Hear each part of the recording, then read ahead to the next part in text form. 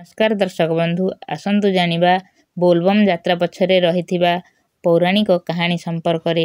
तेबे दर्शक बंधु काउडिया यात्रा श्रावण मासरे अनुष्ठित हुए। तेबे एही बोलबम अर्थात काउडिया यात्रा पछरे रहिछि एक पौराणिक तथ्य। प्रथमे देवता और देवी माने ही महादेवंक शिवंक मथारे पानी ढाली शिवंकु संतुष्ट करथिले। अनेक दिन तलर कथा असुर और देवता मध्यरे समुद्र मंथन होइथिला।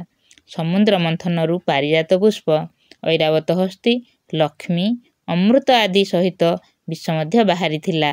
ब्रह्मा विष्णु इंद्र आदि सकल देवदेवींकर प्रार्थना सुनी त्रिलोकर कल्याण पाई भगवान शिव समुद्र मंथनरु बाहरिथिबा हलाहल विषकु पान करिथिले।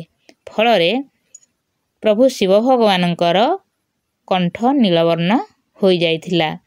तेबे एहा देखि देवादेवी महादेव शिवंकु शांत करिया पाई गंगा जल आनी शिवंक मथारे ढालिथिले।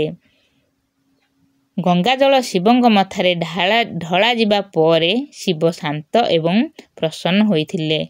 तेबे दर्शक बंधु सेही दिन ठारू श्रावण मासरे शिव शंकरंकर लिंगरे जल लागी करा जाइछि बा शिवंक लिंगरे जल ढालिवार प्रथा आरंभ होइछि।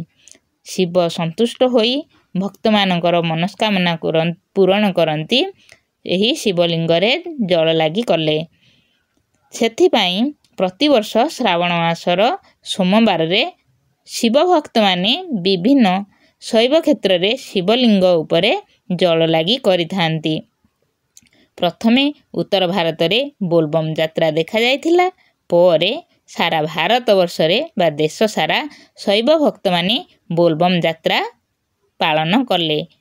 तेबे दर्शक बंधु ए तो थिला बोलबम यात्रा बा काउडी यात्रार पौराणिक कहानी।